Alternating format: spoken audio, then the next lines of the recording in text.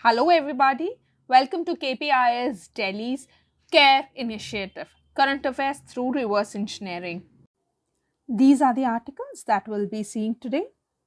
First article for the day, lowest birth rates in Japan. The context is given in the heading itself. So Japan recorded lowest birth rates in the year 2023 and the government says that declining birth rate is at a critical state. Alright, there is 5.1% decline from the previous year in birth rate. And what are the reasons for this one? Number one is fewer number of marriages. Japan's total fertility rate is about 1.2, which is much less than 2.1, which is actually considered necessary to maintain a stable population.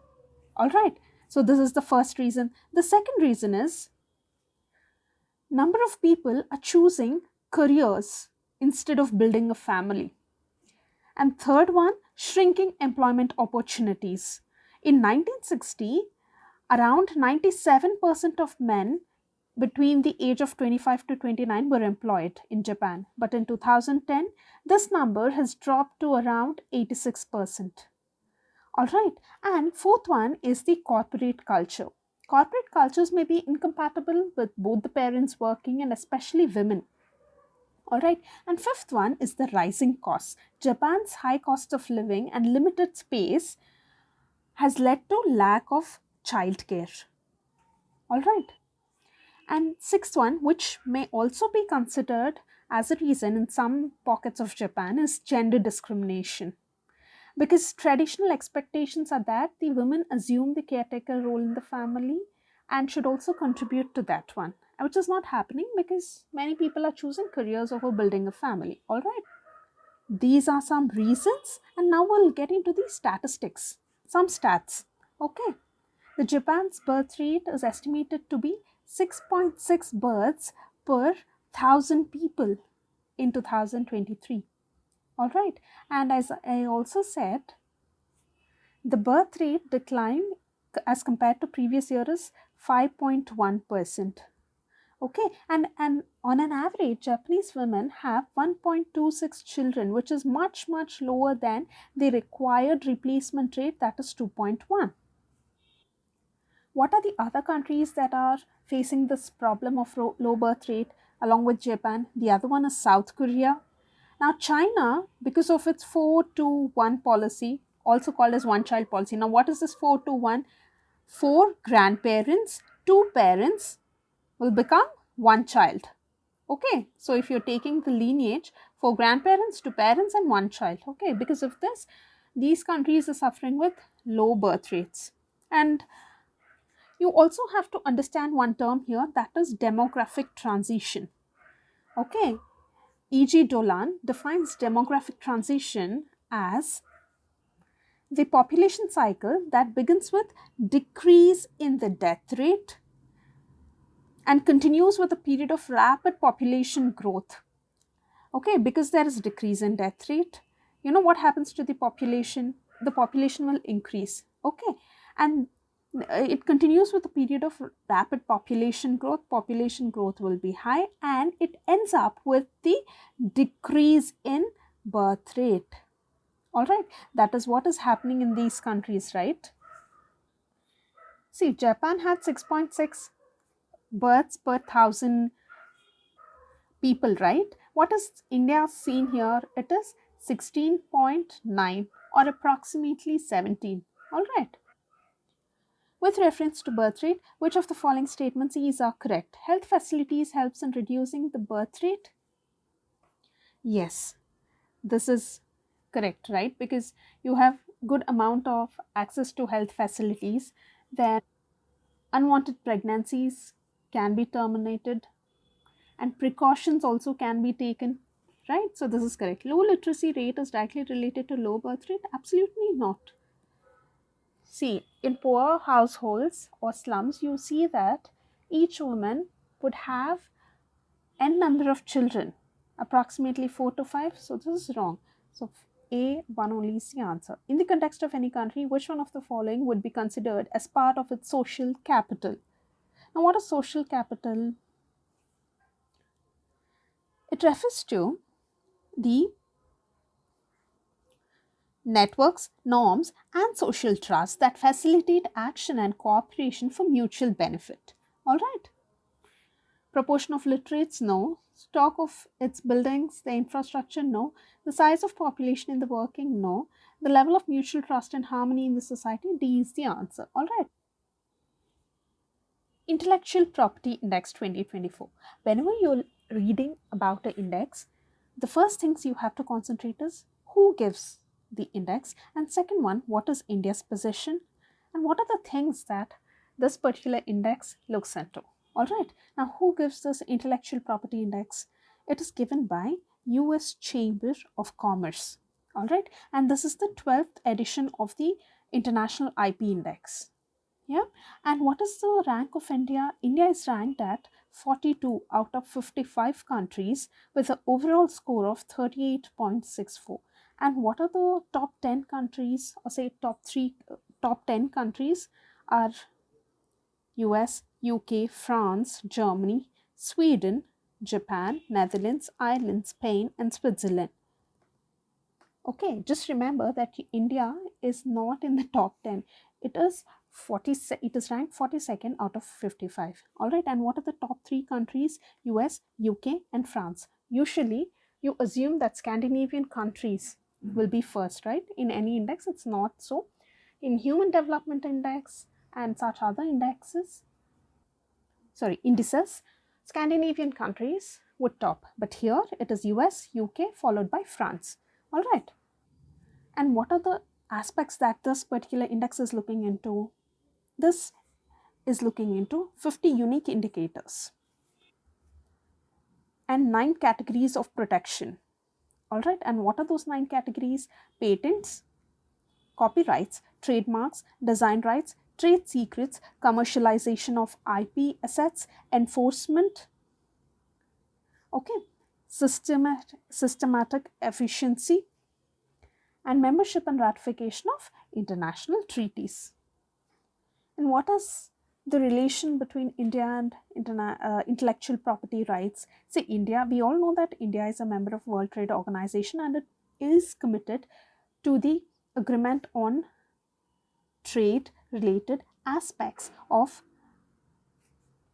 intellectual property, or the TRIPS agreement. All right. We also have the IPR policy of 2016, right? Then what are the issues that India is facing with respect to IPR, and why is it ranked 42 out of 55? All right. So here the issue is with this aspect, enforcement. Despite efforts to strengthen the IP enforcement, piracy and counterfeiting remain significant problems in India. So in this one and this one, patent backlog. The backlog of patent applications in India is a major challenge, and this leads to delays in granting patents and creates uncertainty for innovators seeking to protect their inventions. All right. These two aspects, and also we do not have adequate awareness about intellectual property among businessmen. All right. So these are some aspects you have to look into. Which of the following statement is incorrect? See, please be very careful with respect to this word.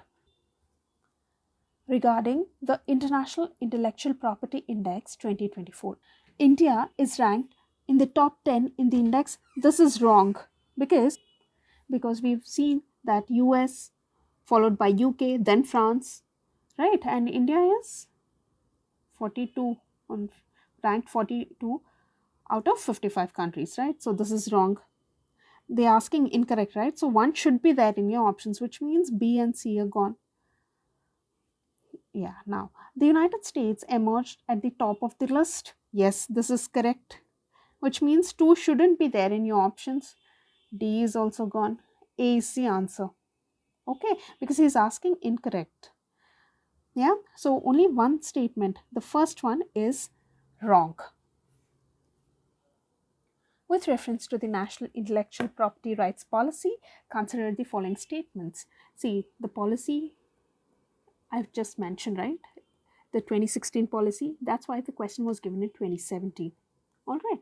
Now, the context was this, that in 2016 there was a policy in place. That's why it was picked up. Now, the statement. It reiterates India's commitment to the Doha Development Agenda and the TRIPS Agreement. This is correct.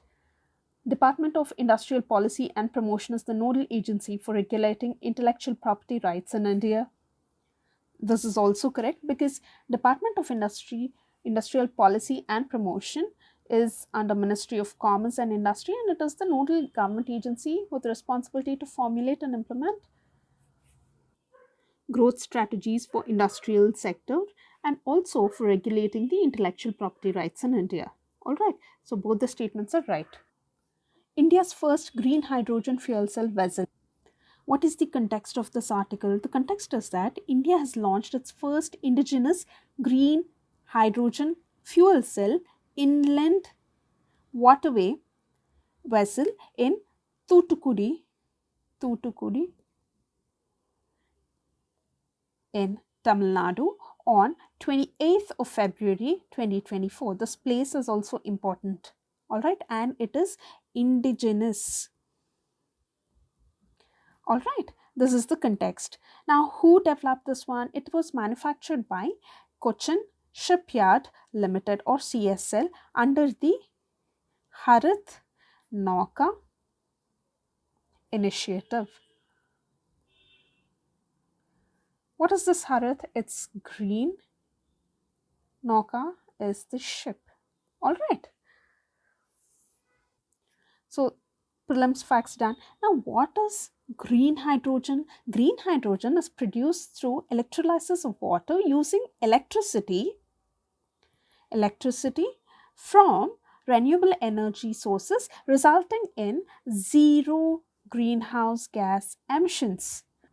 And what technology is adopted? It is the PEM fuel cell technology, proton exchange membrane fuel cell technology. And this particular project is funded by Ministry of Ports, Shipping and Waterways. And this aligns with India's National Green Hydrogen Mission, which was launched in the year 2021, okay, to decarbonize the maritime and transportation sectors. Consider the following statements with reference to green hydrogen fuel cell vessel contribute to reducing carbon emissions. It emits carbon dioxide during operation? No. This is absolutely false, right? So, which of the above statements E's are correct? So, 1 shouldn't be there. So, A is gone, D is also gone. 2 is common to both the options. So, you shouldn't read 2. Any which ways it is correct, right? It burns fossil fuels for energy generation? No. Going by the definition of green hydrogen fuel cell, you will know that it is not the fossil fuels that are burned, but you will generate electricity from renewable resources for electrolysis of water. All right. So there's water and electrolysis process happens, and for this electrolysis we are using what? We are using renewable energy resources. All right.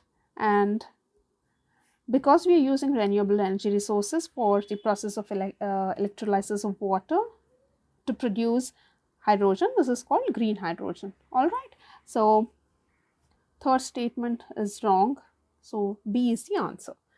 With reference to the Indian Renewable Energy Department Agency Limited, IREDA, which of the following statements are correct? See, what is the context of asking this question in 2015? The context was that this IREDA was awarded Mini Ratna status Category 1 in 2015 by Ministry of New and Renewable Energy. That's why this current affairs was picked up and it was framed into a question. All right.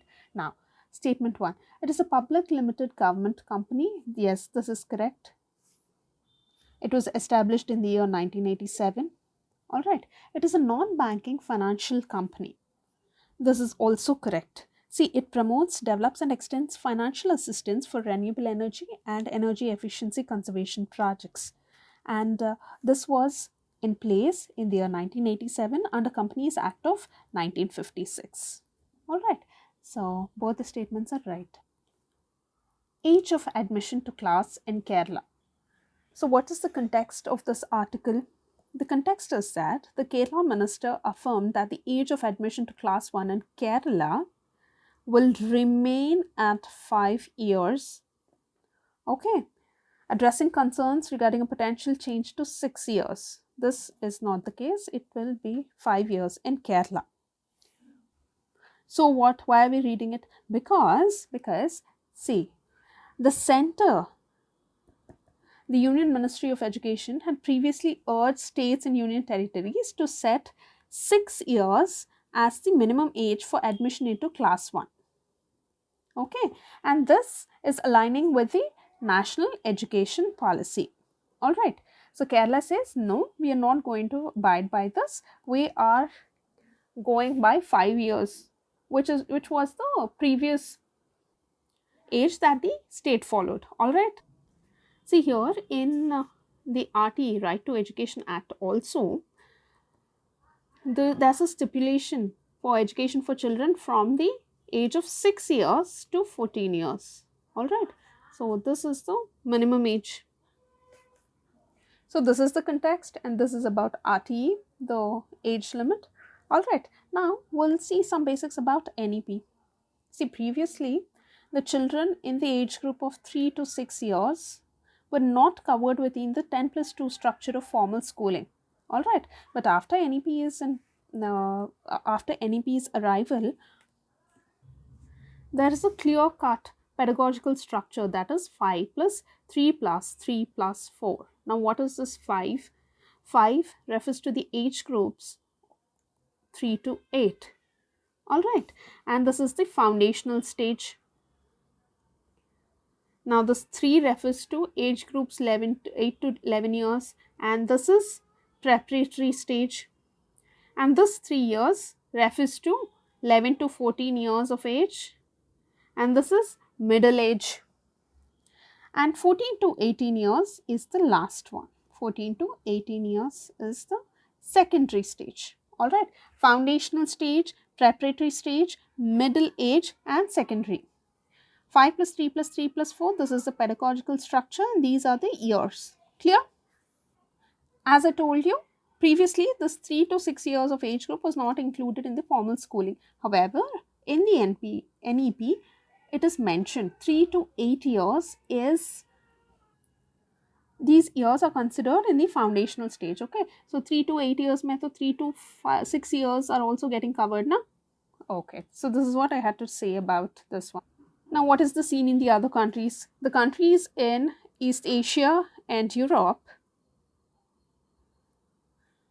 they see 6 years as the standard age for primary school entry, while the Scandinavian countries, on the other hand, opt for a later start, with formal education commencing at the age of 7 years. All right.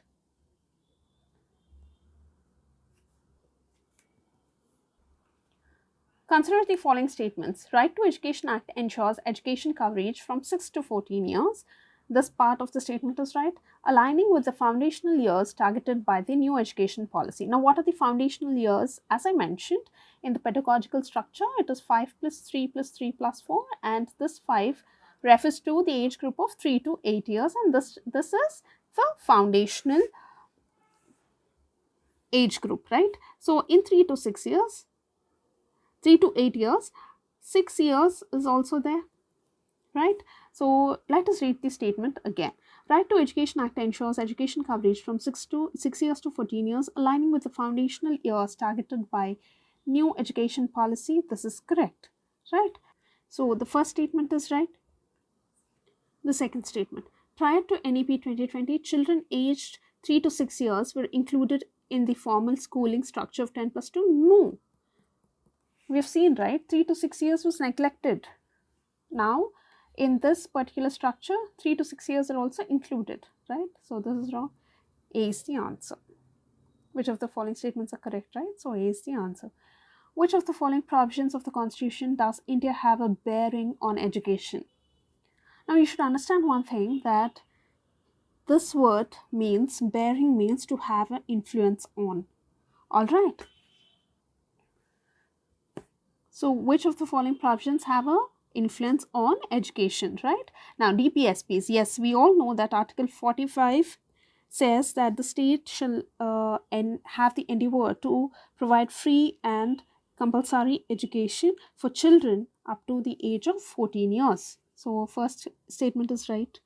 Select the correct answer. Okay, so here B is gone.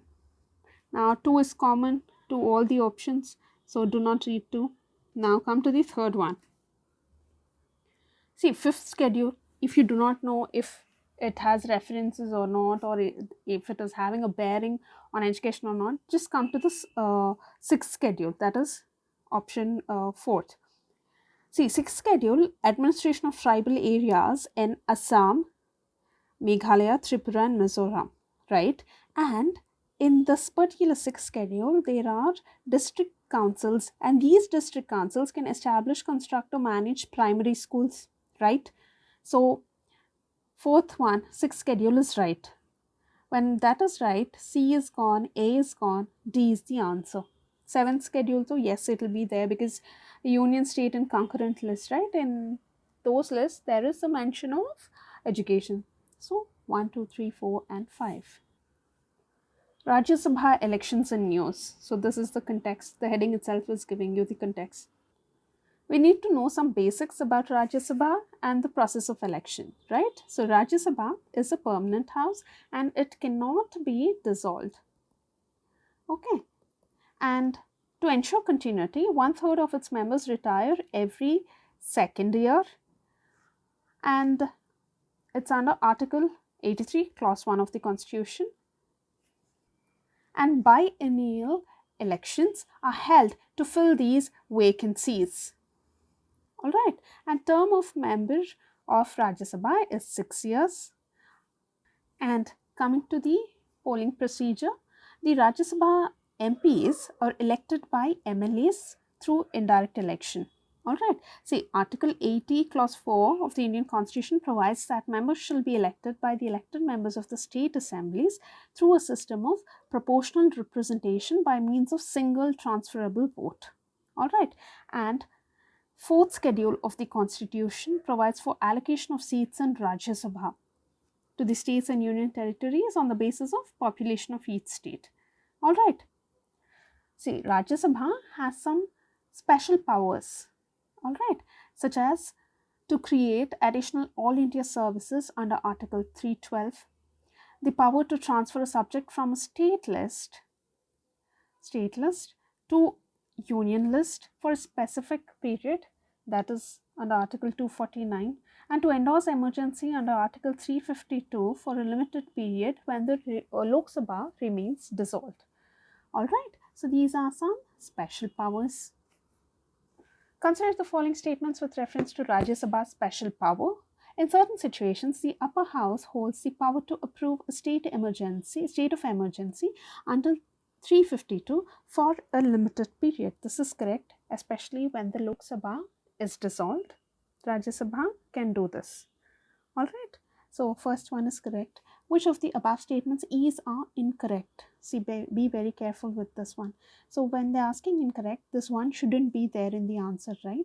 So A is gone, D is gone, 3 is common, which means 3 is absolutely wrong. Just read the second statement. The upper house has the right to establish all India services under Article 149. No, it is 312. So 2 is also wrong, which means 2 and 3 are wrong. B is the answer. All right, Rajya Sabha has equal powers with Lok Sabha in the matter of creating all India services. No, Rajya Sabha has special power with respect to this one. So A is gone. Amending the constitution, yes, this is correct. The removal of the government, no, Lok Sabha has power to do this, and making cut motions is the same thing. All right, so B is the answer. India's second spaceport. The context is that Honorable PM of India laid the foundation stone for ISRO's second spaceport in Kulasekarapattanam in Tamil Nadu. All right, and this project costs around 950 crore. And Tamil Nadu is also setting up space, industrial and propellants park across 2,000 acres in the district. This is the India's second spaceport. Now, what is India's first spaceport? It is Sriharikota, which is located in Andhra Pradesh, and it has been operational since 1971. And from Sriharikota, we have successfully launched around 95 rockets, and its strategic location near the equator makes it ideal for equatorial and heavy launches, greatly improving the efficiency of rocket launches. All right. And only four nations, that is Russia, China, United States and Japan, operate two or more spaceports. And India is the fifth country to have more than one spaceport. All right, so these are some basics. Consider the following statements. Which of the above statements are correct? India's second spaceport of Indian Space Research Organization is proposed to be built in Andhra Pradesh. No, it is in Tamil Nadu, in Kulasekarapattanam, right? So, first statement is wrong.